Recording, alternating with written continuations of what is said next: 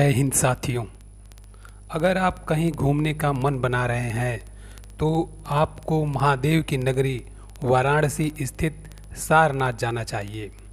इससे पहले मैं आपको सारनाथ के बारे में बताऊं, उससे पहले ये जान लें कि सारनाथ जाने के मार्ग क्या हैं। आइए सबसे पहले जान लेते हैं वायु मार्ग के बारे में। बात करें तो वाराणसी स्थित बाबतपुर हवाई अड्डे से 30 किलोमीटर की दूरी पर स्थित है सारनाथ। आप यहां से बस के माध्यम से भी आसानी से पहुंच सकते हैं। अब बात करते हैं ट्रेन द्वारा। सारनाथ के पास रेलवे स्टेशन है जो गोरखपुर और वाराणसी से जुड़ा हुआ है।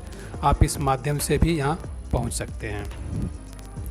वाराणसी उन प्राचीन शहरों में से है जिसके समृद्धशाली विरासत है।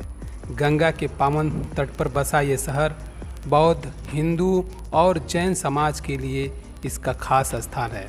महात्मा बुद्ध ने ज्ञान प्राप्त करने के पश्चात सर्वप्रथम अपना उपदेश सारनाथ में ही दिए थे। बुद्ध के प्रथम उपदेश लगभग 533 ईसा पूर्व से 300 वर्ष बाद तक का सारनाथ का इतिहास अज्ञात है, क्योंकि उत्खनन से इस काल का कोई भी अवशेष नहीं प्राप्त हुआ है। सारनाथ की समृद्धि और बौद्ध धर्म का विकास सर्वप्रथम अशोक के शासनकाल में ही होता है। उसने सारनाथ में धर्मराज का स्तूप, धमेक स्तूप एवं सिंह स्तंभ के निर्माण करवाया। अशोक के उत्तराधिकारियों के शासनकाल में पुनः सारनाथ अवनति की ओर अग्रसर होने लगा। ईसा पूर्व दूसरी सदी में शुंग राज्य की स्थापना हुई, लेकिन सारनाथ से इस काल का कोई लेख नहीं मिला। प्रथम शताब्दी ईसा के लगभग उत्तर भारत के कुषाण राज्य की स्थापना के साथ ही एक बार पुनः बौद्ध धर्म की उन्नति हुई। कनिष्क के राज्यकाल के तीसरे वर्ष में भिक्षु बल ने यहाँ के एक बोधिसत्व प्रतिमा की स्थापना की।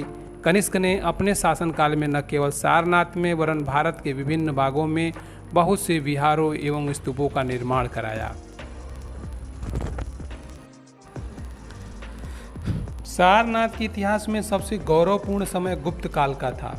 उस समय यह मथुरा के अतिरिक्त उत्तर भारत में कला का सबसे बड़ा केंद्र था। हर्ष के शासनकाल में वेनसांग भारत आया। उसने सारनाथ को अत्यंत खुशहाल बताया था। हर्ष के बाद कई सौ वर्षों तक सारनाथ विभिन्न शासकों के अधिकार में था। इस धमेक स्तूप की स्थापना मौर्य सम्राट अशोक द्वारा 249 ईसा पूर्व में बनवाए गए पूर्व स्तूप पर किया गया है।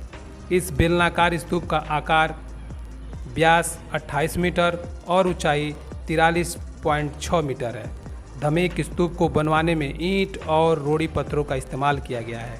अब आप जानना चाहेंगे कि स्तूप किसे कहते हैं, तो स्तूप का मतलब मिट्टी का ढो या ढेर होता है। इसका प्रयोग बौद्ध काल में अवशेषों को संरक्षित करने के लिए किया जाता था। सारनाथ स्तूप को धमेक स्तूप या धर्मचक्र स्तूप के नाम से भी जाना जाता है। प्रसिद्ध पुरातत्ववेत्ता कनिंघम ने इस स्तूप को खोजा था। इस पर पाली भाषा में धर्म हेतु प्रभवा अंकित है। धमेक शब्द धर्मोपदेशक का संक्षिप्त रूप माना गया है।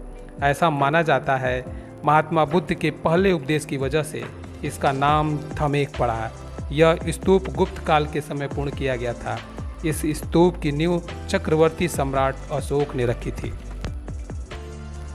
सारनाथ पर यह वीडियो आपको कैसा लगा, मुझे आप कमेंट बॉक्स में बताएं और अपने दोस्तों मित्रों के साथ इसको शेयर करें।